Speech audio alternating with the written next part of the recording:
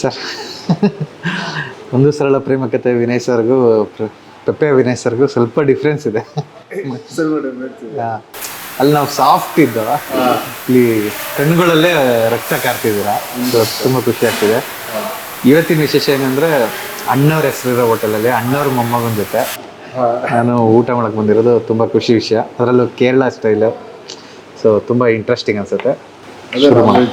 Non veg. So ಇವತ್ತು ನಮ್ದು ಮಾತು ಕಮ್ಮಿ ಇರುತ್ತೆ, ಊಟ ಜಾಸ್ತಿ ಇರುತ್ತೆ. ನೀವು ರಾಂಗ್ ಡಿಶ್ ಅಂತ ತಗೊಂಡಿದ್ದೀರಾ.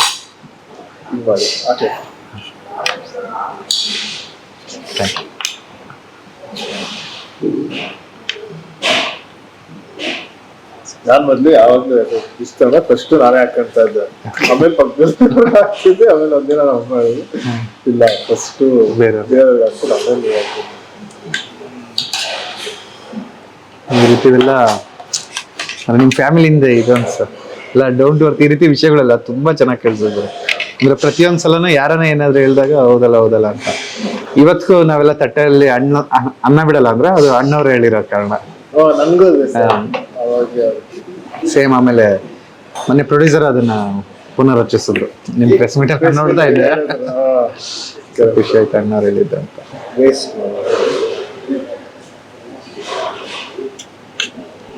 ನೀವು ಮಾತಾಡೋದು ತುಂಬಾ ಕಮ್ಮಿ ಸರ್.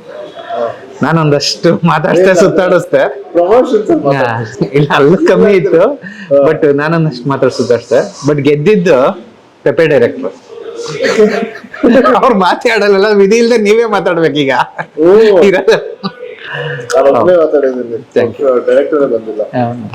ಸೊ ಅವರೇ ಒಂದ್ ಒಳ್ಳೆ ಫೈಂಡ್ ಔಟ್ ಮಾಡ್ಕೊಳ್ಬೇಕು. ವಿನಯ್ ಸರ್ನೇ ಪೂರ್ತಿ. ಯಾಕಂದ್ರೆ ನೀವು ಮಾತಾಡೋನೆ, ಯೂಶಲಿ ಆರ್ಟಿಸ್ಟ್ ಮಾತಾಡೋದ್ರೆ ಜನಕ್ಕೆ ಇಷ್ಟ ಆಗೋದು. ಸೊ ಬಟ್ ಒಂದು ಆರ್ಟಿಸ್ಟ್ ಡೈರೆಕ್ಟರ್ ಒಂದಷ್ಟು ಮಾತಾಡೋದು, ಹೌದು, ವೆರಿ ಇನ್ನೊಂದು ಆಂಗಲ್ ಬೇಕೇ ಬೇಕು. ಆ ಪ್ರೀ ಪ್ರೊಡಕ್ಷನ್ ಟೈಮ್ ಇಂದ ಒಂದಷ್ಟು. ಇವಾಗ ಆಡಿಯನ್ಸ್ ಆಗ್ತಾ ಇದ್ದಾರೆ. ಹೌದು, ಈಗ ಆಡಿಯನ್ಸ್ ಬೇರೆ ಕೇಳಕ್ಕೂ ತುಂಬಾ ಇಷ್ಟಪಡ್ತಾರೆ. ಹೌದು, ಈಗ VFX ಬಗ್ಗೆ ಅವ್ರಿಗೆ ಎಕ್ಸ್ಪ್ಲೈನ್ ಮಾಡಬೇಕು, ಇವೆಲ್ಲ ಎಕ್ಸ್ಪೆಕ್ಟ್ ಮಾಡ್ತಾ ಇದ್ದಾರೆ. ಹೇಗ್ ಬ್ರೇಕ್ ಡೌನ್ ಮಾಡಿದ್ರಿ ಅದೆಲ್ಲ. ಸೊ ಎರಡು ಇಂಪಾರ್ಟೆಂಟ್ ಆಗುತ್ತದೆ ಈಗ. ಫಸ್ಟ್ ಮೂವಿಗೂ ಈಗ ಏನ್ ಡಿಫ್ರೆನ್ಸ್ ಎಕ್ಸ್ಪೆಕ್ಟ್ ಅನ್ಕೊಂಡಿದ್ರ ಸರ್? ಅಂದ್ರೆ ಫಸ್ಟ್ ಮೂವಿ ನೀವು ಕತೆ ಕೇಳ್ಬೇಕಾದ್ರೆ, ಅಥವಾ ಫಸ್ಟ್ ಮೂವಿದು ಅಂದ್ರೆ ಫಸ್ಟ್ ಎಲ್ಲರಿಗೂ ಆಸೆ ಇರುತ್ತೆ, ಇದು 100 days ಈ ಸರಿ ಮೂವಿ ಮಾಡಿದ್ರೆ ಜನಕ್ಕೆಲ್ಲ ತುಂಬಾ ಇಷ್ಟ ಆಗ್ಬೇಕಾಗದೆ ಅಂತ. ಸೊ ಈಗ ಒಂದು ಮೆಚುರಿಟಿ ಬಂದ್ಮೇಲೆ, ಅಂದ್ರೆ ಅಪ್ಸ್ ಅಂಡ್ ಡೌನ್ಸ್ ಎಲ್ಲ ನೋಡಿದ್ಮೇಲೆ, ಈಗ ಒಂದು ಸ್ಕ್ರಿಪ್ಟ್ ಕೇಳ್ಬೇಕಾದ್ರೆ ಏನೇನ್ ಇರ್ಬೋದು, ಏನೇನ್ ಇರ್ಬೇಕು, ಅಥವಾ ಹೇಗೆ ಅದನ್ನ ಪ್ರಾಜೆಕ್ಟ್ ಮಾಡ್ತೀರಾ? ಸ್ಕ್ರಿಪ್ಟ್ ಕೇಳ್ಬೇಕಂದ್ರೆ ಫಸ್ಟ್ ಆ ಕ್ಯಾರೆಕ್ಟರ್ ಒಂದಷ್ಟು ಪ್ರಿನ್ಸಿಪಲ್ಸ್ ಇರಬೇಕು. ಅಂದ್ರೆ ಒಂದಷ್ಟು ಒಂದು ಕ್ಯಾರೆಕ್ಟರ್ ಅಂದ ತಕ್ಷಣ ನಂಗೆ ಆ ಕ್ಯಾರೆಕ್ಟರ್ ಒಂದಷ್ಟು ಪ್ರಿನ್ಸಿಪಲ್ಸ್ ಇದೆ ಅಂತ ಅನ್ಕೊಂಡಿರ್ತೀನಿ. ಸೊ ಆ ಪ್ರಿನ್ಸಿಪಲ್ಸ್ ಆ ಕ್ಯಾರೆಕ್ಟರ್ ಅಲ್ಲಿ ಇರ್ಬೇಕು. ಆಮೇಲೆ ಆ ಕ್ಯಾರೆಕ್ಟರ್ ಅದು ಆ ಸ್ಟೋರಿನ ಒಂದು ಡ್ರೈವ್ ಮಾಡ್ಕೊಂಡು ಹೋಗ್ಬೇಕು. ಆಮೇಲೆ ಆ ಕ್ಯಾರೆಕ್ಟರ್ ಅಲ್ಲಿ ನಾನು ಇದುವರೆಗೂ ಮಾಡಿಲ್ದೇ ಇರೋದು ಈ ಕ್ಯಾರೆಕ್ಟರ್. ಆಮೇಲೆ ನಂಗೆ ಇನ್ನೊಂದೇನಂತ ಮೊನ್ನೆ ಸುಮ್ಮನೆ ಅನ್ಕೊಂತ ಇದೆ. ಸೊ ಎಲ್ಲ ಬೇರೆ ಬೇರೆ ತರ ಕ್ಯಾರೆಕ್ಟರ್ ಮಾಡಿದ್ದೀನಿ ಇವಾಗ. ಆಮೇಲೆ ಎಲ್ಲಾದ್ರದ್ದು ಇಮೋಷನ್ಸ್ ಬೇರೆ ಇರುತ್ತೆ. ಬಟ್ ಎಲ್ಲ ಕ್ಯಾರೆಕ್ಟರ್ದು ಒಂದು ಒಳ್ಳೆತನ ಇರುತ್ತೆ. ಅದೊಂದು ಆಕ್ಚುಲಿ ಕಾಮನ್ ಫ್ಯಾಕ್ಟರ್ ಎಲ್ಲ ಕ್ಯಾರೆಕ್ಟರ್ ಎಲ್ಲ ಚೂಸ್ ಮಾಡಿದ್ರೆ. ಯಾವುದು ಅಂದ್ರೆ ಒಂದು ಒಳ್ಳೆತನ ಅಂದ್ರೆ ಏನೇ ಮಾಡಿದ್ರು ಒಂದು ಬೇರೆಯವ್ರಿಗೆ ಮೋಸ ಮಾಡೋದು, ಕೆಟ್ಟದ್ ಮಾಡೋದು, ಇಲ್ಲ ಸೊಸೈಟಿಗೆ ಏನೋ ಕೆಟ್ಟದ್ ಮಾಡೋದು ಆ ಕ್ಯಾರೆಕ್ಟರ್ ಇರಲ್ಲ. ಒಂದು ಒಳ್ಳೆತನ ಇದ್ದೇ ಇರುತ್ತೆ ಆ ಕ್ಯಾರೆಕ್ಟರ್. ಸೂಪರ್. ಸೊ ಅದೊಂದು ಕಾಮನ್ ಫ್ಯಾಕ್ಟರ್ ಅಂತ ಅನ್ಸುತ್ತೆ. ಅದು ಗೊತ್ತಿಲ್ದೇನೋ ಏನೋ ಒಂದು ಚೂಸ್ ಮಾಡಿರ್ತೀವಿ. ಮೋಸ್ಟ್ಲಿ ಅದು ಬಂದ್ಬಿಟ್ಟು ಎಲ್ಲ ಕ್ಯಾರೆಕ್ಟರ್ ಚೂಸ್ ಮಾಡಿದ್ರು 20% or 10% ನಾವಿದ್ದೇ ಇರ್ತೀವಿ. ಸೊ ಅದನ್ನ ನಾವು ಚೂಸ್ ಮಾಡೇ ಮಾಡ್ತೀವಿ ಅಂತ ಅನ್ಸುತ್ತೆ. ನಂಗೆ ಅದಕ್ಕೆ ಇವಾಗ ಬೇರೆ ತರ ಕ್ಯಾರೆಕ್ಟರ್ ಇರಬೇಕು, ಯಾವ್ದು ಮಾಡಿಲ್ದೇ ಇರೋಂಥ ಕ್ಯಾರೆಕ್ಟರ್. ಆಮೇಲೆ ಒಂಥರ ಖುಷಿ ಕೊಡ್ಬೇಕು ಆ ಕ್ಯಾರೆಕ್ಟರ್. ಸೊ ಈ ಮಾತಿನ ಪ್ರಕಾರ ಪೆಪ್ಪೆ ನೀವು ಅಲ್ವೇ ಅಲ್ವಾ? ನನಗೆ ಚೆನ್ನಾಗತ್ತೆ. ನೀವು ಲುಕ್ ವೈಸ್ ಪೆಪ್ಪೆ, ಬಟ್ ಒಳಗಿನ ಮನ್ಸು ಏನಿದೆ ನೀವೇ ಬೇರೆ. ತುಂಬಾ ಸಾಫ್ಟ್, ಅಂದ್ರೆ ಎಲ್ಲಾರು ಖುಷಿಯಾಗಿರ್ಬೇಕು, ಎಲ್ಲಾರು ಆರಾಮಾಗಿರ್ಬೇಕು, ಏನು ಗಲ್ಬಿಲಿ ಆಗ್ಬಾರ್ದು ಅನ್ನೋದು ನಿಮ್ ರಿಯಲ್ ಲೈಫ್ ಕ್ಯಾರೆಕ್ಟರ್. ಬಟ್ ಪೆಪ್ಪೆ ಬಂದು ಫುಲ್ ಗಲ್ಬಿಲಿಲೇ ಮುಳುಗಿ ಎದ್ದೇಳ್ತಾ ಇದೆ. ನಾವು ಟ್ರೈಲರ್ ಅಲ್ಲಿ ಇನ್ಫ್ಯಾಕ್ಟ್ ನಾನು ಹೇಳ್ಬೋದೋ ಇಲ್ವೋ ಗೊತ್ತಿಲ್ಲ, ನಾನು ಮೂವಿ ನೋಡಿರೋದ್ರಿಂದ ಆ ಕಲ್ಟ್ ನನಗ್ ಫೀಲ್ ಆಗಿದೆ. ಕರೆಕ್ಟ್. ಪೆಪ್ಪೆ ಏನ್ ಕಲ್ಟ್ ಇದಾನೆ, ಪೆಪ್ಪೆ ಮಾಸ್ ಅಂತಾನು ಅನ್ಬೋದು, ನಾನು ಕಲ್ಟ್ ಅಂತಾನು ಅನ್ಬೋದು. ಸೊ ಎರಡು ಮಿಕ್ಸ್ಡ್ ಆಗಿರೋ ಒಂದು ಪೆಪ್ಪೆ ಅವನು. ಸೊ ಅವ್ನು ನೀವಲ್ಲ, ನಾವು ಒಳಗಡೆ. ಸೊ ಇದಕ್ ಪ್ರಿಪ್ರೇಷನ್ ಹೇಗಿತ್ತು ನೀವು? ಆ ಬೆಂಕಿನ ಅಂದ್ರೆ ಯೂಶಲಿ ನೀವು ಫೈಟ್ ನೋಡಕ್ ಇಷ್ಟಪಡ್ತಾರ, ಅಫ್ಕೋರ್ಸ್ ಆಡಕ್ ಇಷ್ಟಪಡಲ್ಲ ನೀವು. ಬಟ್ ಆ ಬೆಂಕಿನೆಲ್ಲ ಮೈ ಮೇಲೆ ಹಾಕೊಂಡಿದ್ರ, ತಿರ್ಗಾ ಬ್ಲಡ್ ನ ಕಣ್ಣೊಳಗೂ ಬಿಟ್ಕೊಂತ ಅದೆಲ್ಲ ಆ ಫುಲ್ ಡೈರೆಕ್ಟರ್ ಬರೀ ಕಣ್ಣಿಂಗೆ ಐಬಾಲ್ ನ ಶಿಫ್ಟ್ ಮಾಡ್ಬೇಕಾರೆ ಆ ಶಾರ್ಟ್ಸ್ ಎಲ್ಲ ಇದೆಯಲ್ಲ, ಸೊ ಎಕ್ಸ್ಟ್ರಾರ್ಡಿನರಿ. ಒಂದು ಬೆಟ್ಟದ ಹೊಂಡದಲ್ಲೇ ಬಿದ್ದಿದ್ದಾರೆ. ಕಣ್ ಶಾಟ್ ಅಂತೂ ಫುಲ್ ಬ್ಲಡ್ ಹಾಕಿರ್ತಾರೆ, ಆ ಬ್ಲಡ್ ಬೇರೆ ಕಣ್ಣಿಗೆ ಹೋಗ್ತಾ ಇರುತ್ತೆ. ನಾರ್ಮಲ್ ಆಗಿ ನೀರು ಏನೋ ಚೂರು ಹೋದ್ರೆ ಕಣ್ಣಿಗೆ ಫುಲ್ ಮೆಡಿಸಿನ್ ಸ್ಟಾರ್ಟ್ ಮಾಡ್ಬಿಡ್ತೀವಿ. ಸೊ ಅದನ್ನ ಎಲ್ಲ ರಕ್ತ ಕೆಮಿಕಲ್ ಜೊತೆ ಇನ್ನೂ ಕಣ್ಣು ಓಪನ್ ಮಾಡ್ಕೊಂಡಿರ್ಬೇಕಾಯ್ತಲ್ಲ, ಅದೊಂಥರ ಆಕ್ಚುಲಿ ಕಷ್ಟ. ಸೊ ಪ್ರಿಪ್ರೇಷನ್ಸ್ ಹೇಗಿದೆ ಸರ್ ಅವ್ರು ಎಕ್ಸ್ಪ್ಲೈನ್ ಮಾಡ್ತಾರೆ? ಮೋಸ್ಟ್ಲಿ ಡೈರೆಕ್ಟರ್ ಬ್ಲಡ್ ಬಾಟ್ಲ್ ಇಟ್ಬಿಟ್ಟು ಆಮೇಲೆ ಕತೆ ಹೇಳಕ್ ಶುರು ಮಾಡಿರ್ಬೇಕು, ಯಾಕಂದ್ರೆ ಅವ್ರು ಬ್ಲಡ್ ಇಲ್ಲದೆ ಸೀನ್ ಎವ್ರಿ ಶೂಟಿಂಗ್ ಟೈಮಲ್ಲಿ ಕೇಳ್ತಾ ಇದ್ವಿ, ಇವತ್ತು ಎಷ್ಟು ಲೀಟರ್ ತರಿಸಿದ್ದೀರಾ, ನಾಳೆ ಎಷ್ಟು ಲೀಟರ್ ತರಿಸ್ತಿದ್ದೀರಾ. ಸೊ ಮೇಕಪ್ ಅಲ್ಲ, ಎಷ್ಟು ಖರ್ಚಾಗಿರೋದು ಬ್ಲಡ್, ಎಷ್ಟು ಖರ್ಚಾಗಿರೋದು ಬ್ಲಡ್. ಆಮೇಲೆ ನಮ್ಗೆ ಭಯ, ಒಳ್ಳೆ ಮುಖದ ಮೇಲೆ ಹಾಕೊಂತೀವಿ, ತಲೆ ಮೇಲೆ ಹಾಕೊಂತೀವಿ, ಅದು ಒಳ್ಳೆ ಕ್ವಾಲಿಟಿ ಅಟ್ಲೀಸ್ಟ್ ತರಿಸಿ, ಇಲ್ಲ ಯಾವ್ದಾದ್ರು ತರಿಸ್ಬಿಟ್ಟು ಆಮೇಲೆ ಮುಖ ಹಾಳಾಗುತ್ತೆ ಅಂತ. ಬಟ್ ಈ ಕ್ಯಾರೆಕ್ಟರ್ಗೆ ಪ್ರಿಪೇರ್ ಆಗಿದ್ದು ಇದರ ಈ ಡೈಲಾಗ್ ಡೆಲಿವರಿಗಳು. ಸೊ ಇದ್ರಲ್ಲಿ ಒಂದಷ್ಟು ಪಾಸ್, ಅದು ಯೂಶುವಲ್ ಪಾಸ್ ಇಲ್ಲ. ನಾವು ಮಾತಾಡ್ಬೇಕಂದ್ರೆ ಆ ಪಾಸ್ ಗಳು ಯೂಸೇ ಮಾಡಲ್ಲ. ಆಮೇಲೆ ಒಂದ್ ಕ್ಯಾರೆಕ್ಟರ್ ಮಾತಾಡಿದ ತಕ್ಷಣ ಅದಕ್ಕೆ ರಿಪ್ಲೈ ಮಾಡೋದು ಇಮಿಡಿಯೇಟ್ ರಿಪ್ಲೈ ಇರಲ್ಲ. ಸೊ ಒಂದ್ ಸ್ವಲ್ಪ ಫುಲ್ ಒಂದು ಎಲ್ಲಾ ಕಡೆ ಪಾಸ್ ಕೊಟ್ಟು ರಿಪ್ಲೈ ಆಗುತ್ತೆ ಮೋಸ್ಟ್. ಆಮೇಲೆ ಏನನ್ಸುತ್ತೆ, ಎಲ್ಲಾ ವರ್ಡ್ಸ್ ಗಳನ್ನ ತುಂಬಾ ಅನುಭವಿಸ್ಕೊಂಡು ಮಾತಾಡೋತರ ಆಗುತ್ತೆ. ಆಮೇಲೆ ಪೆಪ್ಪೆ ಕ್ಯಾರೆಕ್ಟರ್ ಹೆಂಗಂದ್ರೆ ಟು ದ ಪಾಯಿಂಟ್ ಮಾತಾಡುತ್ತೆ, ಎಷ್ಟು ಮಾತಾಡ್ಬೇಕು ಅಷ್ಟೇ ಮಾತಾಡುತ್ತೆ. ಆ ಅಗ್ರೆಷನ್ ಜೊತೆ ಪೆಪ್ಪೆಗೆ ಒಂದಷ್ಟು ಸೈಲೆನ್ಸ್ ಕೂಡ ಇದೆ. ಸೊ ಅದಕ್ಕೆ ಆ ಸೈಲೆನ್ಸ್ ಚಿಕ್ಕ ಪಾರ್ಟ್ ಬಂದ್ಬಿಟ್ಟು ನಿಮ್ ಲೈಫಲ್ಲಿ ಅದು ಕರೆಕ್ಟ್ ಆಗಿದೆ. ಆಮೇಲೆ ಆ ಡೈಲಾಗ್ಸು ಅಷ್ಟೇ, ನೀವು ರಾಯಪ್ಪ ಅಂದ್ರೆ ಆ ಬರೀ ಹೆಸರು ಹೇಳಿದಾಗ ಅವ್ರ ಲೈಫ್ ಅಲ್ಲ ಇದು ಪೆಪ್ಪೆ ಅಂತ, ಅಂದ್ರೆ ನಾವ್ ಅರ್ಥ ಮಾಡ್ಕೊಳ್ಳೋದು. ನನ್ ಮೂವಿ ನೋಡಿದ್ರೆ ನನಗೆ ಕನೆಕ್ಟ್ ಆಗುತ್ತೆ. ಆ ಹೆಸರು ಹೇಳ್ಬಿಟ್ಟು ಜಸ್ಟ್ ಒಂದ್ ಹೆಸರು ಹೇಳ್ದಾಗ್ಲೂ ಪಾಸ್ ಕೊಡ್ತೀರಾ, ಆಮೇಲೆ ಲಾಸ್ಟ್ ಅಲ್ಲಿ ಪೆಪ್ಪೆ ಅಂದಾಗ ಇದು ಇವನ್ ಲೈಫ್, ಇದು ನನ್ ಲೈಫ್, ನಾನ್ ಬರಿತೀನಿ ನನ್ ಲೈಫ್ ನಾನು, ಅದೆಲ್ಲ ಅಂದ್ರೆ ನೋಡಿ ಅದು ಬರೀ 4 ವರ್ಡ್, ಬಟ್ ನಾವ್ ಸಿನಿಮಾ ನೋಡ್ಬೇಕಾದ್ರೆ ಗೊತ್ತಾಗುತ್ತೆ ಒಂದ್ ದೊಡ್ಡ ಗಾತ್ರದ ಡೈಲಾಗ್ ಅದು. ಸೊ ಆ ಪಾಸ್ಗಳೆಲ್ಲ ವರ್ಕ್ ಆಗುತ್ತೆ ಅಲ್ಲಿ. ಆ ಇಂಟರ್ನೇಷನ್ ಆ ಫಿಲಮ್ ಬೇರೆ ತರ ಇದೆ. ಮೇ ಬಿ ಪ್ಯೂರ್ ಕಮರ್ಷಿಯಲ್ ಆಡಿಯನ್ಸ್ಗೆ ಗೊತ್ತಾಗದೆ ಇರ್ಬೋದು, ಬಟ್ ಆ ಸಿನಿಮಾ ನೋಡ್ತಾ ಅವನು ಕನೆಕ್ಟ್ ಆಗ್ತಾನೆ, ಅವನು ಈ ಕಲ್ಟಿಗೆ ಕನೆಕ್ಟ್ ಆಗ್ತಾನೆ. ಈ ಕಲ್ಟ್ ಒಂದು ಶಾರ್ಟ್ಸ್ ಇದೆ, ಈಗ ಹೀರೋಯಿನ್ ಕೂತಿರ್ತಾಳೆ, ಬ್ಲಡ್ ಇರುತ್ತೆ, ತಾಯಿ ಮಲಗಿರ್ತಾರೆ, ಇರುತ್ತೆ, ಸಿಂಬಾಲಿಕ್ ಶಾರ್ಟ್ಸ್. ಆಮೇಲೆ ಪೆಪ್ಪೆ ಒಂದ್ ಬಕೆಟ್ ನೀರು ಹಾಕಿರ್ತಾರೆ. ಸೊ ಆತರ ಸಿಂಬಾಲಿಕ್ ಶಾರ್ಟ್ಸ್ ಗಳು ತುಂಬಾ ಮೀನಿಂಗ್ ಗಳು ಇರುತ್ತೆ, ತುಂಬಾ ಸ್ಟೋರಿ ಅರ್ಥ ಇರುತ್ತೆ. ಹೌದು, ಬಟ್ ಅದನ್ನ ಸಿನಿಮಾ ಫ್ಲೋ ಅಲ್ಲಿ ನೋಡಿದ್ರೆ ಒಂದೊಂದು ಮೀನಿಂಗ್ ಸಿಗುತ್ತೆ, ಆಮೇಲೆ ಒಬ್ಬೊಬ್ರಿಗೂ ಒಂದೊಂದು ಮೀನಿಂಗ್ ಸಿಗುತ್ತೆ. ಸೊ ನಾನೆಲ್ಲ ಹೇಳ್ತಾ ಇದ್ದೆ, ಪೆಪ್ಪೆ ಫಿಲಿಂ ಆಲ್ಮೋಸ್ಟ್ ಒಂದು ಈ ಪೇಂಟಿಂಗ್ ತರ.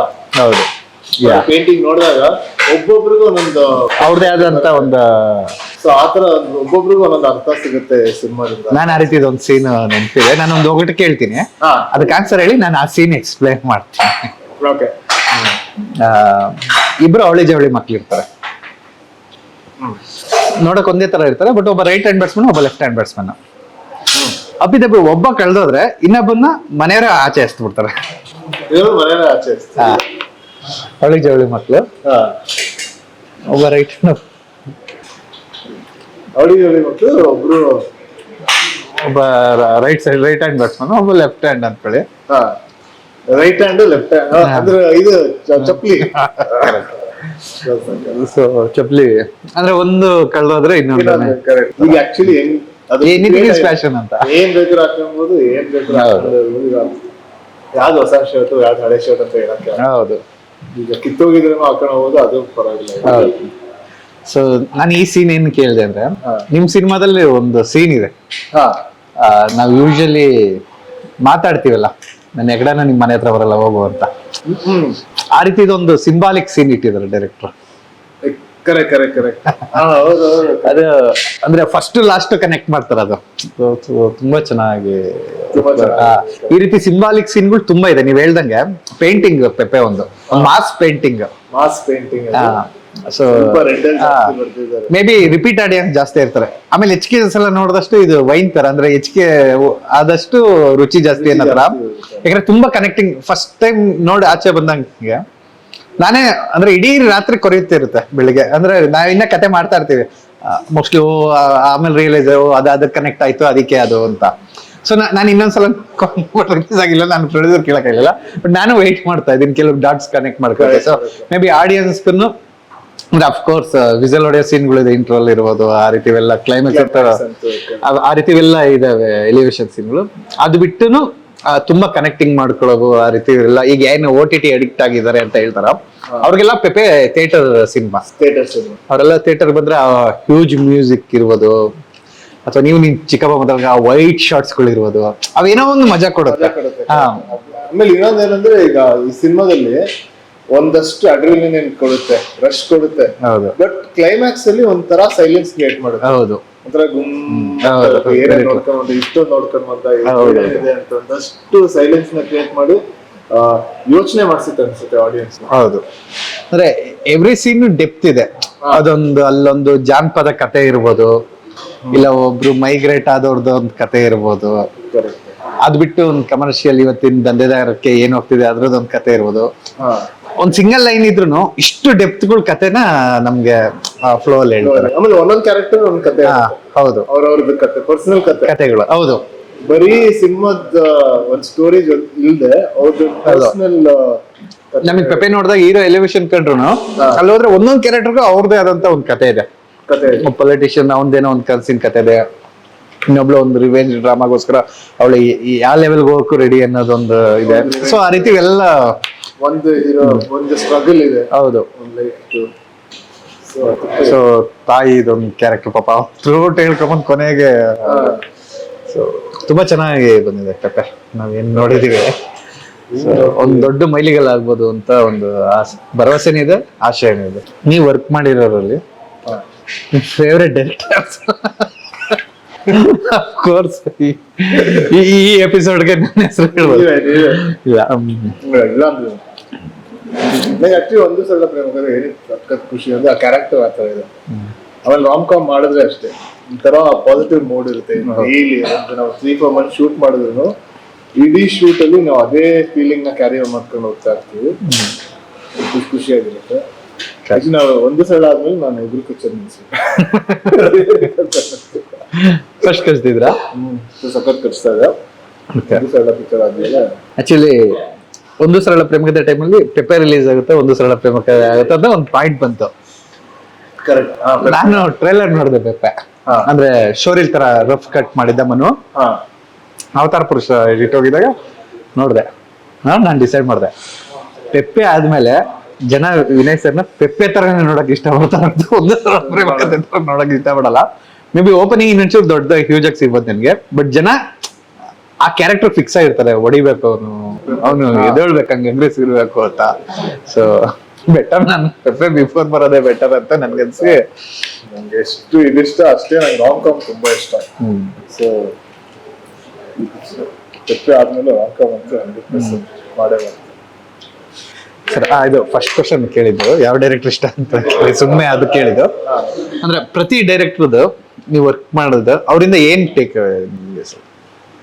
ಪ್ರತಿ ಪ್ರಕಾಶ್ ಸರ್ ಇಂದ ಹಿಡಿದು ಪ್ರಕಾಶ್ ಸರ್ ಅಂದ್ರೆ ಅವ್ರ ಟೇಕಿಂಗ್ ಸ್ಟೈಲ್ ಈಸಿ ಅನ್ಸಿದ್ದು, ಅವ್ರದ್ದು ಏನಾದ್ರು ಒಂದು ವೆರೈಟಿ ಅರ್ತಿ ಡಿಸಿಪ್ಲಿನ್ ಇರೋದು. ಈಗ ನಮ್ದು ಉಲ್ಟಾ, ನಾನ್ ಪೆಪ್ಪೆನ ನೋಡಿರೋದು ನಮ್ದ್ರಲ್ಲಿ ಸರ್ 6 ಗಂಟೆಗೆ ನಾನು ಮನೆ ಕಳಿಸ್ತೀನಿ ಅಂತ ಏನ್ ರಾತ್ರಿ 2 ಗಂಟೆವರೆಗೂ ಮಾಡ್ತೀನಲ್ಲ, ಅವಾಗ ಒಂದು ಹ್ಯಾಂಗಲ್ ಗೊತ್ತಾಗ್ತಿತ್ತು ವಿನಯ್ ಸರ್ ಅವ್ರ ಪೆಪ್ಪೆ ಬಂದಿದ್ದಾನೆ ಬಟ್ ಮಾತಾಡಕ್ ಆಗ್ತಿಲ್ಲ ಅಷ್ಟೇ ಅಂತ. ಮತ್ತೆ ಪ್ರಮೋಷನ್ ಟೈಮ್ ಅಲ್ಲಿ ಒಂದಷ್ಟು ಡಿಸ್ಟರ್ಬ್ ಮಾಡ್ತಿದ್ರಲ್ಲ, ಎಲ್ಲ ಜನ ಸೇರ್ಸ ಆ ರೀತಿ ಎಲ್ಲ ಪೆಪ್ಪೆಗೆ ಇಷ್ಟ ಆಗಲ್ಲ ಅಂತ ಗೊತ್ತಾಗ್ತಿತ್ತು. ಈಗ ಪ್ರಕಾಶ್ ಅವ್ರದ್ದು ಸಿದ್ಧಾರ್ಥ ಅಲ್ಲಿ ಅದೇ ಫಸ್ಟ್ ಪಿಕ್ಚರ್. ಸೊ ಪ್ರತಿಯೊಂದು ಹೊಸದೇ ನಿಮ್ಗೆ, ಪ್ರತಿಯೊಂದು ಹೊಸದು. ಆಮೇಲೆ ಡೈಲಾಗ್ಸ್ ನಮ್ಮ ಫೇಸ್ಗೆ ಚೇಂಜ್ ಮಾಡೋದಂತ ಹೇಳ್ಕೊಟ್ಟು ನಾಯಂತ ಈಗ ಲೈನ್ಸ್ ಏನಿದೆ ಅದನ್ನೇ ಹೇಳ್ಬೇಕು ಅಂತ, ಬಟ್ ಅದನ್ನ ನಾವ್ ಹೆಂಗ್ ಮಾತಾಡ್ತೀವಿ ನಮ್ಮ ವರ್ಡ್ಸ್ ಯೂಸ್ಕೊಂಡು, ಯಾಕಂದ್ರೆ ಆ ಕ್ಯಾರೆಕ್ಟರ್ ಹಂಗೆ ಇತ್ತು ಕಾಲೇಜ್ ಹುಡುಗಂದು. ಸೊ ಹೆಂಗ್ ಬೇಕಾದ್ರೂ ಮಾತಾಡ್ಬೋದಾಯ್ತು, ನಾವ್ ಹೆಂಗ್ ಮಾತಾಡ್ತೀವಿ ಹಂಗೆ ಮಾತಾಡ್ಬೋದಾಯ್ತು. ಸೊ ಅದನ್ನ ಹೆಂಗ್ ಚೇಂಜ್ ಮಾಡ್ಕೊಂಡು ಹೆಂಗ್ ಕಂಫರ್ಟಬಲ್ ಮಾಡ್ಕೊಂಡು ಲೈನ್ಸ್ ನ ಹೇಳಕ್ಕೆ ಸಾಧ್ಯ ಅಂತ ಪ್ರಕಾಶ್ ಅವರು ಅದೊಂದಷ್ಟು ಹೇಳ್ಕೊಟ್ರು. ಅದು ತುಂಬಾ ಹೆಲ್ಪ್ ಆಯ್ತು. ಆಮೇಲೆ ಅವಾಗ ತುಂಬಾ ಕ್ಯಾಶುವಲ್ ಆಯ್ತು ಮಾತಾಡೋ ಸ್ಟೈಲು, ಇಲ್ಲ ಡೈಲಾಗ್ ಬೇರೆ ತುಂಬಾ ಕ್ಯಾಶುವಲ್ ಆಯ್ತು. ಇವರು ಇದರಲ್ಲಿ ರನ್ನ ಆಂಟನಿ ಅವರು ಆಲ್ಮೋಸ್ಟ್ ನಿಮ್ ಬ್ರದರ್ ತರಾನೇ ಇದ್ರು. ಅದು ತುಂಬಾ ಕಂಫರ್ಟಬಲ್ ಆಗಿತ್ತು ಶೂಟ್, ಯಾಕಂದ್ರೆ ಎಲ್ಲರೂ ಒಟ್ಟಿಗೆ ಎಲ್ಲ ಫ್ರೆಂಡ್ಸೇ Friends. ಶೂಟ್ ಅಲ್ಲಿ ಎಲ್ಲ ಒಟ್ಟಿಗೆ ಶೂಟ್ ಮಾಡ್ತಾ ಇದ್ವಿ. ಸೊ ಈ ಒಂದು ಸೀನ್ ಹೆವಿ ವೈರಲ್, ಸರ್ಪ್ರೈಸ್ ಅಂತ ನಿಮಗೆ ಸರ್ಪ್ರೈಸ್ ಆಗುತ್ತಲ್ಲ, ಅದು run Antony propose proposal scene, ಅದು ಹಿಂದಿಲೆಲ್ಲ ವೈರಲ್ ಆಗ್ತಿದೆ, ನಾನು ನೋಡಿದೀನಿ. ಅದಕ್ಕೆ ಹಿಂದಿ ಡಬ್ಬಿಂಗ್ ಆಗಿ ವೈರಲ್ ಆಗ್ತಿದೆ. ಕರೆಕ್ಟ್. ಆ ಸೀನ್ ಅದು ಇದ್ರ ಸೀನ್ ಕರೆಕ್ಟ್, ಆ ರಿಂಗ್ ಕೊಡೋ ಇದರಲ್ಲಿ ನೋಡೋದು. ಆಮೇಲೆ ಕರಮ್ ಅಲ್ಲಿ ಮೋಸ್ಟ್ಲಿ ಪಾಸಸ್ ಇಟ್ಕೊಂಡು ಅಂದ್ರೆ ಪ್ರಾಬ್ಲಮ್ ಇತ್ತು, ತುಂಬಾ ಫಾಸ್ಟ್ ಆಗಿ ಏರೋಸ್ ಇರ್ತಿತ್ತು. ಸೊ ಅದನ್ನ ಹೆಂಗೆ ಸ್ಲೋ ಮಾಡಿ ಆರಾಮಾಗಿ ಹೇಳ್ಬೋದು, ಎಲ್ಲೆಲ್ಲಿ ಪಾಸ್ ಇಡಬೇಕು ಅಂತ ಕರಮ್ ಮಾಡಿ. ನಿಮ್ಮಿಂದ ಬಿಡಿ. ಟಾಮಿ ಅನಂತ ನುಸ್ರತ್. ಅನಂತ ನುಸ್ರತ್ನಲ್ಲಿ ಆಕ್ಚುಲಿ ಅಂಡರ್ ಕರೆಂಟ್ ಅಲ್ಲಿ ತುಂಬಾ ಜನಕ್ಕೆ ಇಷ್ಟ ಆಗಿದ್ movie Ananth Nusrat. Maybe ಅಂದ್ರೆ ಸುಮ್ನೆ ನಾವು ಬ್ಲೇಮ್ ಮಾಡ್ತೀವಿ ಅಂತಲ್ಲ, ರಾಂಗ್ ರಿಲೀಸ್ ಇರ್ಬೋದು ಅನ್ಸ್ತು ನಂಗೆ ತುಂಬಾ ಸಲ. ಅದು ಯಾಕಂದ್ರೆ ನಮ್ ಟೀಮ್ ಅವರೇ ಮಾಡಿರೋದ್ರಿಂದ ಪಕ್ಕನೆ ಬಂತ ಅದು ಮೂವಿ. ನಾನು ಆಕ್ಚುಲಿ ಅನಂತ ನುಸ್ರತ್ ಹೆಂಗ್ ಕಲ್ತಿದ್ದೆ ಅಂದ್ರೆ, ಇದು ನಮ್ದು ನಮ್ಮ ಮುಸ್ಲಿಂ ಡೈರೆಕ್ಟರ್ಸ್ ಕಲ್ಸ್ಕೊಟ್ಟಿದ್ದೆ. ಯಾಕಂದ್ರೆ ಅವ್ರ ಜೊತೆ ಒಂದಷ್ಟು ವಿಜಯ್ ರವಿ ಅವರು, ರವಿ ಅವರು, ಧೀರಜ್ ಅವರು ಅವ್ರು ಇದ್ ಮಾಡ್ಕೊಟ್ಟಿದ್ದು. ನಾನು ತುಂಬಾ ಒಳಗಡೆ ಮಾತಾಡ್ತಿದ್ದೆ, ಆಚೆ ಮಾತಾಡ್ತಿರ್ಲಿಲ್ಲ. ಸೊ ಓಪನ್ ಅಪ್ ಆಗಿ ಮಾತಾಡಿ, ಆಮೇಲೆ ತುಟಿನ ಲಿಪ್ ಯೂಸ್ ಮಾಡ್ಕೊಂಡು ಮಾತಾಡೋದು ಆಕ್ಚುಲಿ ಅನಂತ ನುಸ್ರತ್ ಕಲ್ತಿದ್ದೆ. 10 ಅಲ್ಲಿ ಕಲ್ತ್ಕೊಂಡೆ. ನಿಮ್ಮ ಇದರಲ್ಲಿ ಕಾಮಿಡಿ ಟೈಮ್, ಆಮೇಲೆ ಡೈಲಾಗ್ಸ್ ನ ಹೆಂಗೆ ಮುಂಚೆನೆ ನಂಗೆ ಪ್ರಿಪೇರ್ ಮಾಡಿ ಅಭ್ಯಾಸ. ಬಟ್ ಇಲ್ಲಿ ಆನ್ ಸ್ಪಾಟ್ ಅಲ್ಲಿ ಒಂದು ಡೈಲಾಗ್ ಚೇಂಜ್ ಆದಾಗ ಅದನ್ನ ಹೆಂಗೆ ಎತ್ಕೊಂಡು ಇಮಿಡಿಯೇಟ್ ಆಗಿ ಆಕ್ಟ್ ಮಾಡೋದು ನಿಮ್ಮ ಇದರಿಂದ ಕಲ್ತ್ಕೊಂಡೆ. ಯಾಕಂದ್ರೆ ಆ ಲ್ಯಾಂಗ್ವೇಜ್ ಅಷ್ಟು ಸಿಂಪಲ್ ಆಗಿರ್ತಾ ಇತ್ತು. ಆಮೇಲೆ ಕಾಮಿಡಿ ಟೈಮಿಂಗ್ ಎಲ್ಲಿ ಎಕ್ಸಾಕ್ಟ್ ಆಗಿ ಪಂಚ್ ಮಾಡೋದು ಅದು ನಿಮ್ಮಿಂದ ಕಲ್ತ್ಕೊಂಡೆ. ಆಮೇಲೆ ಶ್ರೀಲೇಶ್ವರಿಂದ ಒಂದಷ್ಟು ಐಬಾಲ್ ಮೂವ್ಮೆಂಟ್ಸ್ ಕಲ್ತ್ಕೊಂಡೆ. ಹೆಂಗ್ ಒಂದ್ ಕಡೆಯಿಂದ ಒಂದ್ ಶಿಫ್ಟ್ ಆಗೋದು, ಒಂದು ಲುಕ್ ಗಿಂತ ಮುಖ ಟರ್ನ್ ಮಾಡೋಕ್ಕಿಂತ ಮುಂಚೆ ಫಸ್ಟ್ ಕಣ್ಣಲ್ಲಿ ಹೆಂಗೆ ಶಿಫ್ಟ್ ಆಗಿ ಆಮೇಲೆ ಹೆಂಗೆ ಫೇಸ್ ನ ಶಿಫ್ಟ್ ಮಾಡೋದು, ಕಣ್ಣಲ್ಲಿ ಒಂದಷ್ಟು ಆಕ್ಟಿಂಗು ಇಲ್ಲ ಎಕ್ಸ್ಪ್ರೆಷನ್ ಮಾಡೋದು ಶ್ರೀಲೇಶ್ವರಿಂದ ಕಲ್ತ್ಕೊಂಡೆ. ಅದೇ ಎವ್ರಿ ಪಿಕ್ಚರ್ ಅಲ್ಲಿ ಅದನ್ನೇ ಆಕ್ಚುಲಿ ಫುಲ್ ಆಕ್ಟರ್ ಆಗಿ ಮೋಲ್ಡ್ ಮಾಡೋದು. ಇವಾಗ ಹೇಳಿದ್ರೆ ಆಕ್ಚುಲಿ 10 years ಮುಂಚೆ ಹೆಂಗಿತ್ತು, ಇವಾಗ ಹೆಂಗಿತ್ತು ಅಂತ ಎಲ್ಲರೂ ಇನ್ಪುಟ್ಸ್. ಆಮೇಲೆ ಜೊತೆಗೆ ಕೋ ಆರ್ಟಿಸ್ಟ್ ತುಂಬಾ ಹೆಲ್ಪ್ ಮಾಡ್ತಾರೆ, ಅದರಲ್ಲೂ ಸಖತ್ ಹೆಲ್ಪ್ ಮಾಡ್ತಾರೆ. ಈ ಮೂವಿಲಿ ನಿಮ್ ತಾಯಿಯವರು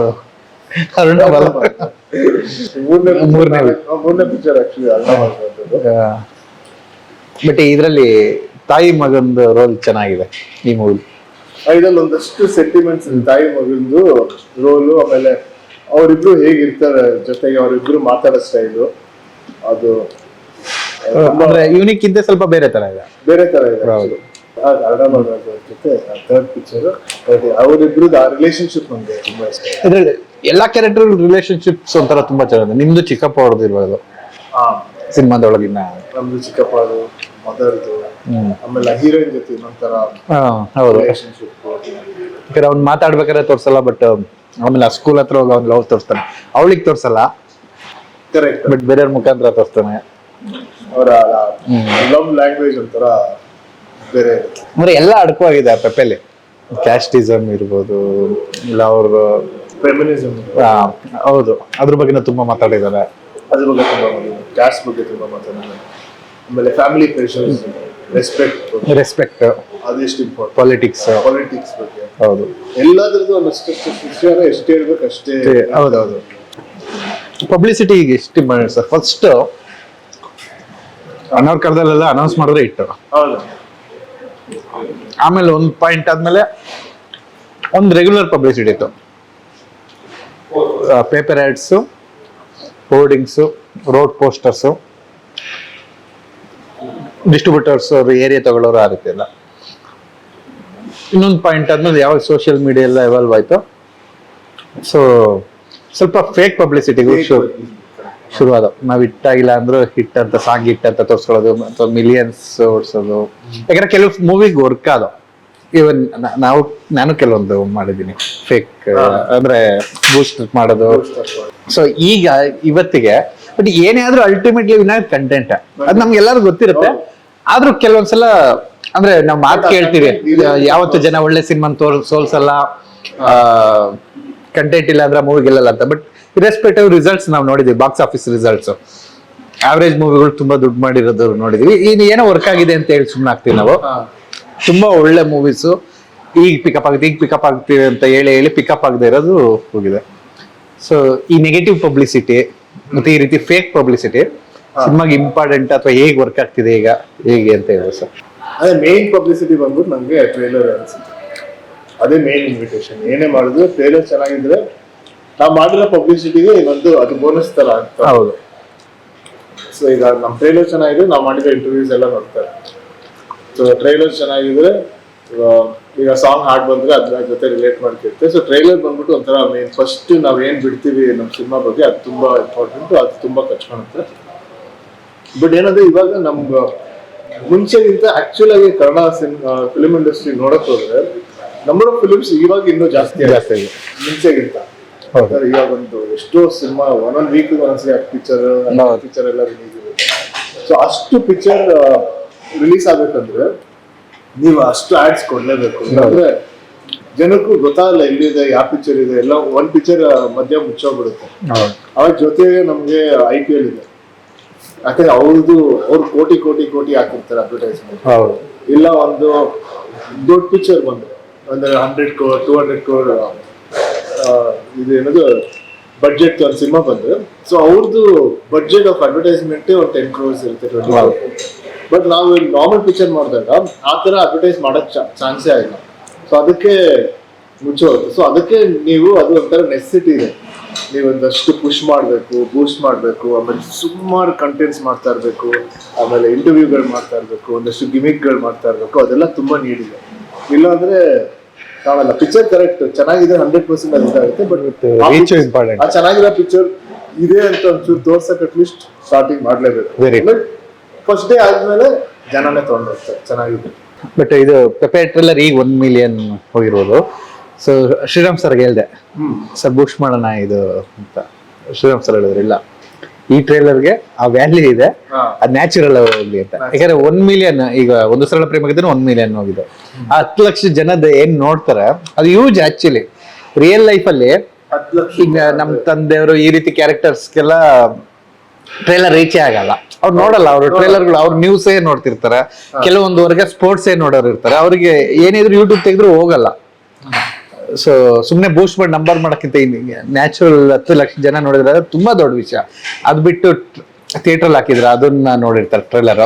ಸೊ ಅವ್ರು ಮತ್ತೆ ಯೂಟ್ಯೂಬ್ ಅಲ್ಲಿ ನೋಡ್ಕೊಳ್ಳಲ್ಲ, ಫುಲ್ ಅಟ್ಯಾಚ್ ಆಗಿತ್ತು. ಸೊ ಭೀಮಾ ಫಸ್ಟ್ ವೀಕ್ ಎಷ್ಟು ನೋಡಿದ್ರೆ ಅದ್ರಲ್ಲಿ 50% ಜನ ಆದ್ರೂ ಟ್ರೇಲರ್ ನೋಡಿದ್ರೆ. So that's also huge. So ನನ್ನ ಪ್ರಕಾರ Pepe one of the biggest opening ಆಗುತ್ತೆ ಈ ಸರಿ ಅಂತ ಅನ್ಕೊಂಡಿದ್ದೀನಿ. ನಾನು ಎಕ್ಸ್ಪೆಕ್ಟ್ ಮಾಡ್ತಾ ಇದ್ದೀನಿ. ಒಳ್ಳೆ ರೀಚ್ ಆಗಿದೆ ಟ್ರೇಲರ್, ರೀಚ್ ಆಗಿದೆ. ಆಮೇಲೆ ಎಲ್ಲರೂ ಆಲ್ಮೋಸ್ಟ್ ಆ ಕಮೆಂಟ್ಸ್ ಎಲ್ಲ ನೋಡಿದ್ರೆ ಹೌದು ಆಲ್ಮೋಸ್ಟ್ ಎಲ್ಲ ಪಾಸಿಟಿವ್ ಕಮೆಂಟ್ಸ್ ಇದೆ, ಎಲ್ಲ ಪಾಸಿಟಿವ್, ತುಂಬಾ ಪಾಸಿಟಿವ್. ಯಾಕಂದ್ರೆ ಪೆಪ್ಪೆ ಬರೀ ಮಾಸ್ ಅಲ್ಲ, ಒಂದು ಕಲ್ಟ್ ಮಾಸ್ ಇದು. ಸೊ ಈ ಕ್ಲಾಸ್ ಅಂತ ಏನ್ ಹೇಳ್ತೀವಿ ಅಥವಾ ಈ OTT ಬಫ್ಸ್ ಅಂತ ಏನ್ ಹೇಳ್ತೀವಿ, ಅವ್ರಿಗೂ ಇಷ್ಟ ಆಗಂತ ಸಿನಿಮಾ. ಜನರಿಗೆ ಎಲ್ಲ ಆಸ್ಪೆಕ್ಟ್ಸ್ ರೆಕಗ್ನೈಸ್ ಮಾಡ್ತಾರೆ. ಹೌದು, ಬರೀ ಆಕ್ಟರ್ನ ರೆಕಗ್ನೈಸ್ ಮಾಡಲ್ಲ, ಹೌದು, ಟೆಕ್ನಿಷಿಯನ್ಸ್ ಎಲ್ಲಾನು ರೆಕಗ್ನೈಸ್ ಮಾಡ್ತಾರೆ, ಮ್ಯೂಸಿಕ್ ರೆಕಗ್ನೈಸ್ ಮಾಡ್ತಾರೆ, ಎಡಿಟರ್ನ ರೆಕಗ್ನೈಸ್ ಮಾಡ್ತಾರೆ. ಹೌದು. ಸೊ ಆಕ್ಚುಲಿ ಅದು ತುಂಬಾ ಒಂದು ಒಳ್ಳೆ ಬೆಳವಣಿಗೆ ಅದು. ಯಾಕಂದ್ರೆ ಎಲ್ಲರಿಗೂ ಇನ್ನೂ ಜಾಸ್ತಿ ಎಫರ್ಟ್ ಆಗ್ತಾರೆ, ಬಿಕಾಸ್ ಎಲ್ಲಾದ್ರೂ ರೆಕಗ್ನಿಷನ್ ಆಗ್ತಾ ಇದೆ. ಮುಂಚೆ ಅಂದ್ರೆ ಅಷ್ಟು ಆಗ್ತಾ ಇರಲಿಲ್ಲ. ನಿಮ್ಗೆ ತುಂಬಾ ಇಷ್ಟವಾದ ಅಂದ್ರೆ ಕರ್ನಾಟಕದಲ್ಲಿ ತುಂಬಾ ಇಷ್ಟವಾದ ಪ್ಲೇಸ್ ಯಾರು ಸರ್? ಕರ್ನಾಟಕದಲ್ಲ, ಮೈಸೂರು. ಮೈಸೂರಿಂದ ಪಾಕಿಸ್ತಾನಕ್ಕೆ ಟ್ರೈನ್ ಬಿಟ್ರೆ ಏನಂತ ಹೆಸರು sir? Mysuru to park, Mysuru park. ಏನಕ್ಕೆ ಸರ್ ಮೈಸೂರು ತುಂಬಾ ಇಷ್ಟ ನಿಮ್ಗೆ? ನಾವೆಲ್ಲರನ್ನು ಅಂದ್ರೆ ಸದಾಶಿವನಗರ, ಗಾಜನೂರು ಈ ರೀತಿ ಅನ್ನೋ ಫ್ಯಾಮಿಲಿಯಿಂದ ಇದು ಮಾಡಿದ್ವಿ. ಬಟ್ ನಿಮ್ಮ ಹೆಸರು ಮೈಸೂರು ಜೊತೆನೆ ಜಾಸ್ತಿ ತಳಕ ಹಾಕೊಂಡಿದೆ. ಯಾಕಂದ್ರೆ ಅದು ಬೆಂಗಳೂರು ಗಾಜನೂರು ಮಧ್ಯ ಇದೆ. ಸೂಪರ್. ಮೈಸೂರು ಬೆಂಗಳೂರು ಹೋಗೋದು ಗಾಜನೂರು. ಹೌದು, ಶೂಟಿಂಗ್ ಟೈಮಲ್ಲೂ ತುಂಬಾ ಸಲ ನೀವು ಗಾಜನೂರು ಓಡಾಡಿದ್ರೆ. ಆಮೇಲೆ ಕಾಡುಗಳ ಹತ್ರ ಇದೆ, ಬಂಡೀಪುರ, ಕಬಿನಿ, ನಾಗರಹೊಳೆ, ಆಕ್ಚುಲಿ ವಯನಾಡು. ಹೌದು, ಆ ಕಡೆ ಎಲ್ಲ ಒಳ್ಳೊಳ್ಳೆ ಕಾಡುಗಳು ಬಗ್ಗೆ ಒಂಥರ ಸೆಂಟರ್ ಇದೆ. ಆಕ್ಚುಲಿ ನೀವು ಬೀಚ್ಗೆ ಹೋಗ್ಬೇಕಂದ್ರೆ ಒಂದು 3.5 hours ಆಗುತ್ತೆ, ಬಟ್ ಅಲ್ಲಿಗೆ ಹೋಗೋದು.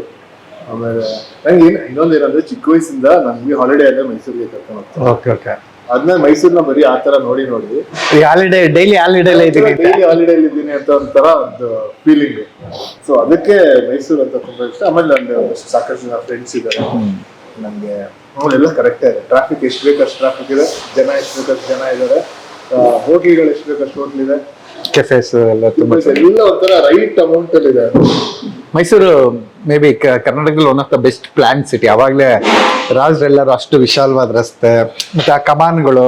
ನಮಗೆ ಫಾರ್ ಎಕ್ಸಾಂಪಲ್ ಯುರೋಪ್ ಅಲ್ಲೆಲ್ಲ ನೋಡಿದಾಗ ಆ ಶಿಲ್ಪಿಗಳು ನೋಡ್ತೀವಲ್ಲ, ಅದು ಮೈಸೂರಲ್ಲಿ ನೋಡ್ತೀವಿ. ನಾವು ಮೇ ಬಿ ಅವ್ರು ಬಂದಾಗಿಲ್ಲ ಹಂಗ ಅನ್ಸ್ಬೋದು.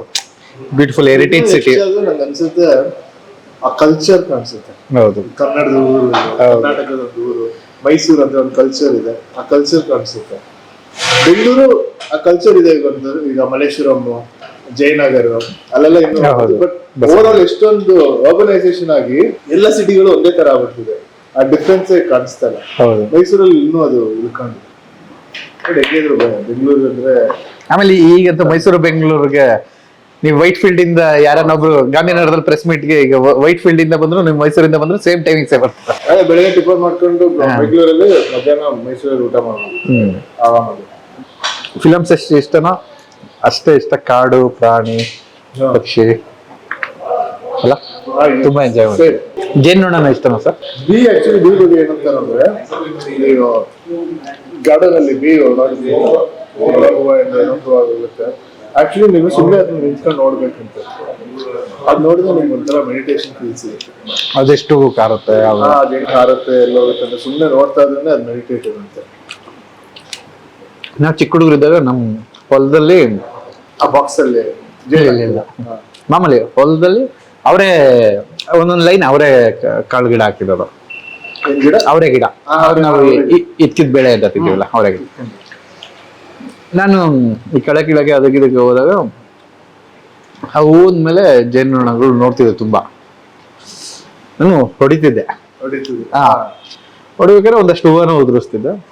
ಆಮೇಲೆ ನಮ್ಮಮ್ಮ ಫಸ್ಟ್ ಟೈಮ್ ನನಗೆ ಹೇಳಿದ್ದು, ಇದ್ ಮಾಡಿದ್ರೇನೆ ಕಾಯಿ ಬಿಡೋದು ಅಂತ. ಪಾಲಿನೇಷನ್, ಪರಾಗಸ್ಪರ್ಶ ಅಂತ ಏನಂತ. ಸೊ ಅದಾದ್ಮೇಲಿಂದ ಜೇನುನೊಣ ಕಂಡ್ರೆ ಒಂದು ಲವ್.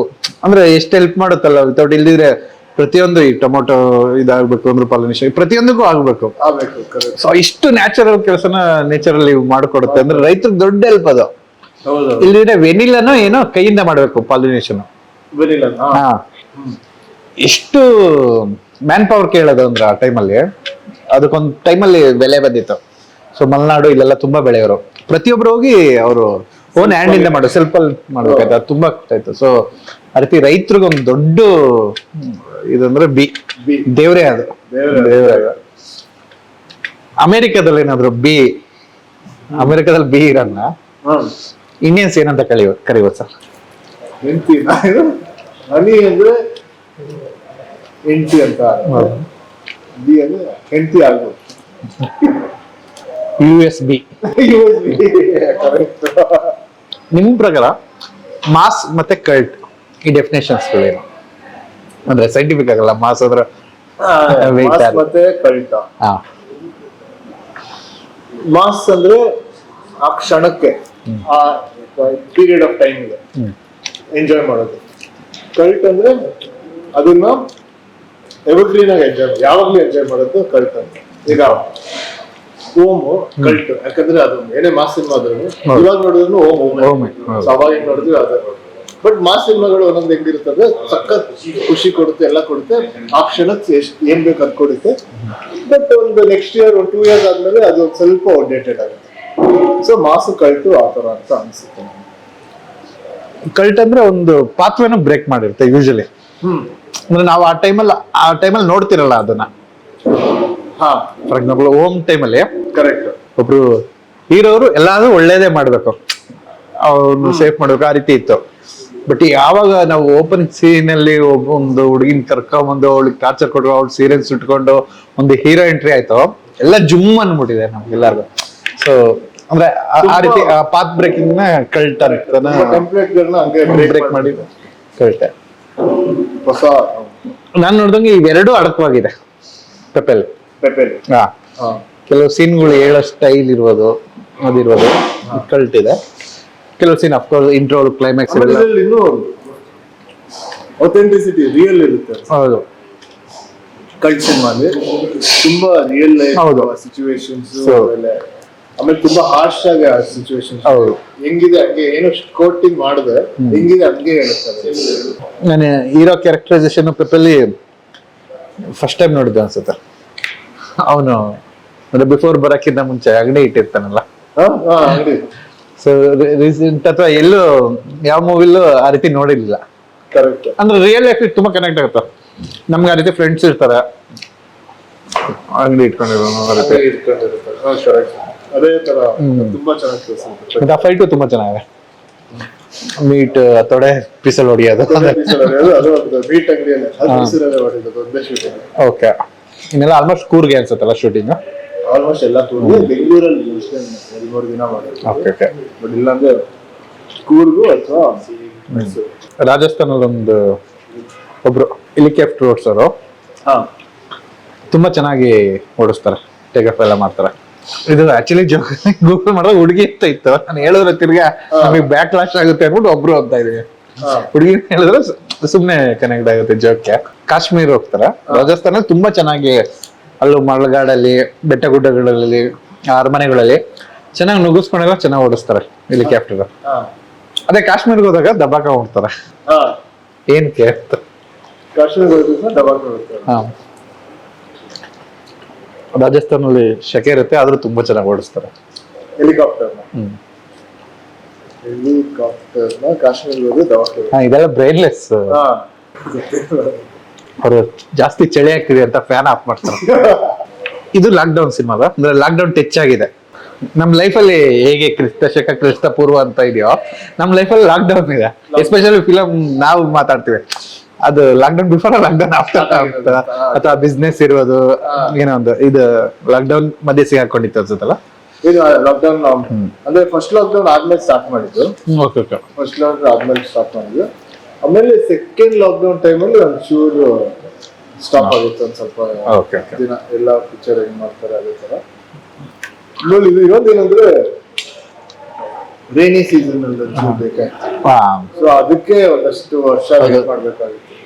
ವರ್ಷ ಅಂದ್ರೆ ಎಷ್ಟೊಂದು ತಿಂಗಳು. ಹೌದು, ಸಿನಿಮಾದಲ್ಲಿ ಸೀಸನ್. ಹೌದು, ಸೀಸನ್ ಯಾಕಂದ್ರೆ ಯಾವ್ದೋ ಒಂದು ಪಾಯಿಂಟ್ ಅಲ್ಲಿ ನದಿ ಓಪನ್ ಆಗ್ಬೇಕು, ನಿಮ್ಗೆ ನದಿ ಬರ್ಬೇಕು, ಆಮೇಲೆ ಗ್ರೀನರಿ ಗ್ರೀನ್ ಕಾಣಿಸ್ಬೇಕು. ಸೊ ಅದಕ್ಕೆ ಒಂದಷ್ಟು. ನನ್ಗ ನೀವು ಚಿಕ್ಕಪ್ಪ ಮಾತಾಡ್ಬೇಕಾರ ಅದೊಂದು ಬ್ಯಾಕ್ ಡ್ರಾಪ್ ಇದೆಯಲ್ಲ, ತುಂಬಾ ಇಷ್ಟ ಆಯ್ತು. Extreme white shorts, full green, ambient music ಕೂಡ ಸಖತ್ತಾಗಿದೆ. ಲಾಕ್ಡೌನ್ ಅಲ್ಲಿ ನೀವು ಬೆಸ್ಟ್ ಏನ್ ಮಾಡ್ತಿದ್ರಿ ಸರ್? ಅಂದ್ರೆ ಟೈಮ್ ಪಾಸ್ ಇರ್ಬೋದು, ಅಥವಾ ಕಲ್ತಿದ್ದಿರ್ಬೋದು, ಅಥವಾ ಎಕ್ಸ್ಪ್ಲೋರ್ ಇರ್ಬೋದು. ಯಾಕಂದ್ರೆ ಲಾಕ್ಡೌನ್ ಎಲ್ಲಾರ ಲೈಫಲ್ಲೂ